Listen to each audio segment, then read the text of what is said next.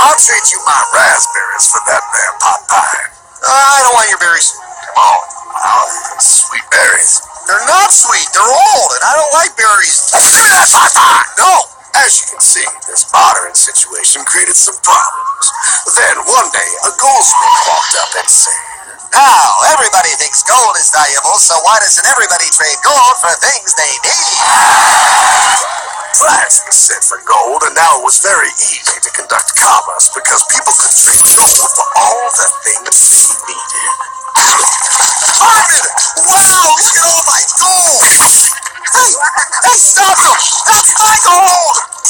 Say there, Pile. I've got a vaulted some cards. I can keep your gold safe for you for a small fee.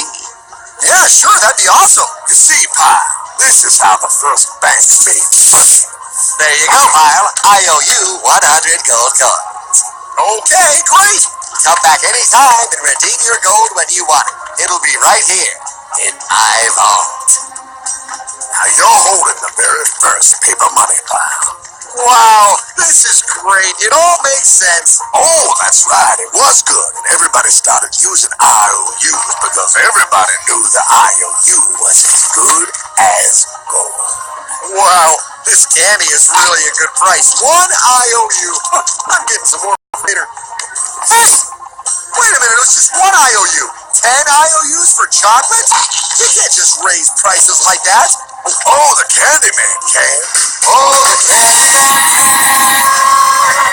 Wait, that is wrong. It's called inflation, Pile. It makes your IOUs worth less and less until they are worth nothing. Less bang for the buck. Dollar ain't what it used to be. But I worked hard and I baked all those pot pies. Now I have to work harder to make less? That's not fair. Oh, if you think that's not fair, you're gonna love the next part. What's he doing? How do banks make money, Pile? By making more loans? Oh, that's right. He's good.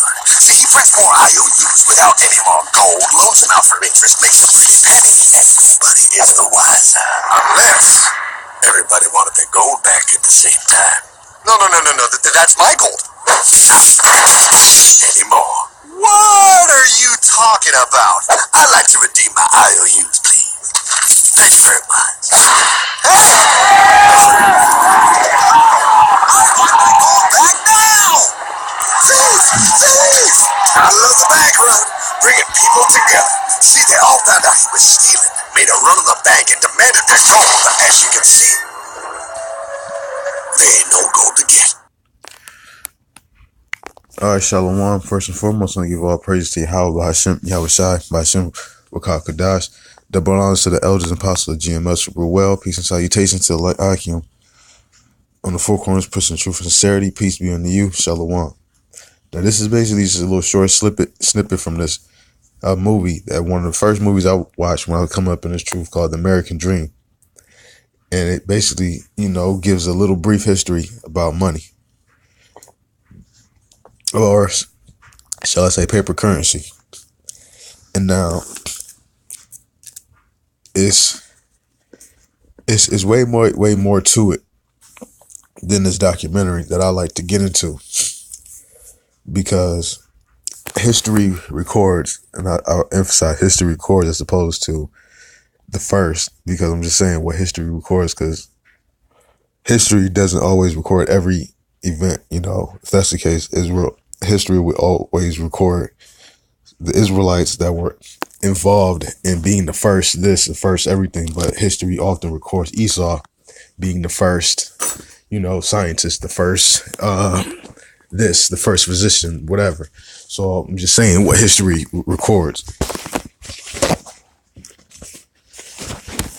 So one of the things that's to note about how wickedness is this is that, as you see with the paper currency can just be made out of thin air.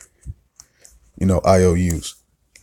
The thing about gold, how gold is formed in the earth's core by, lava and all, natural selections and stuff. So that's how gold is formed. It's formed naturally. Man doesn't decide hey, I'm gonna make some gold.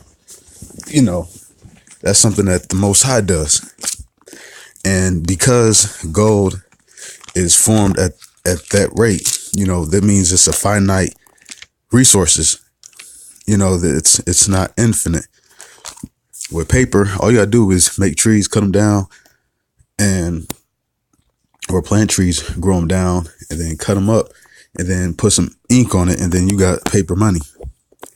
Now that's wicked. As I was saying, that gold it's a finite, and so since it's finite, that controls inflation, because the more money there is, the more inflation is, because there's not going to come a point where there's going to be less and less and less money. It's constantly being printed out, more and more being printed out. There can be a scarcity of gold, and there can be an influx of gold, so gold value, it kind of goes up, kind of goes down, but it stays within a certain range.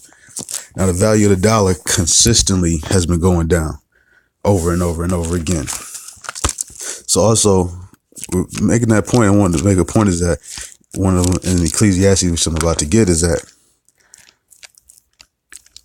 if that's the case, then rich nations and poor nations oftentimes are determined by God, especially if they aren't invading other countries and stealing their wealth.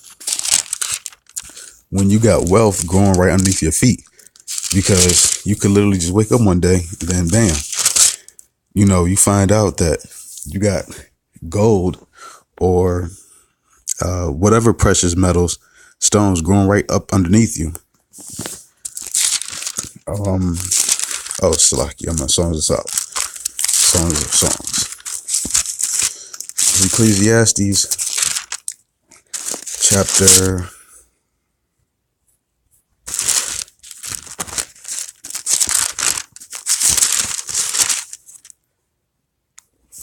Ecclesiastes chapter 9 verse 11 says, I returned and saw under the sun that the race is not to the swift, nor the battle to the strong, neither yet bread to the wise, nor yet riches to men of understanding, nor yet favor to men of skill, but time and chance happeneth to them all.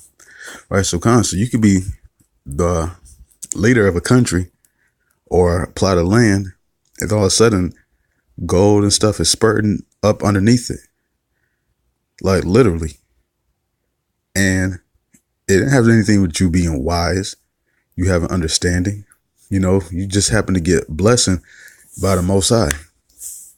And, that's the whole thing. And that's how one of the ways God can, bless you, you being, rich, it's as simple as that. You could end up buying a car from a auction, and, because these drug dealers, they can't put large amounts of money in the bank, like over 10,000, they want to know where that came from. So they got to keep their paper cash on them, and they got to hide it, so just in case they get, caught somewhere, or they get busted, when they get out, after they're done snitching, they can, go back and get the money that they hid, so they often will hide physical paper money, and they can end up hiding it in a car seat, stuffed up somewhere, or in a house, and you look up in the wall and all of a sudden there's money in there. The Most High can reward rich just like that. And the Most High also can reward poverty, simple like that. You got, millions of dollars, all of a sudden you got you struggling with an illness, and your insurance is through the roof, and you get fired by your employer, or if you got, substantial amount of wealth, you end up getting sued, and then all of a sudden you got to pay lawyers up the ass, and the lawyers end up taking your money, you end up losing, so it's a light thing. Look at Antoine Walker, Mike Tyson, all these other cases of athletes that had tons and tons of money end up losing it.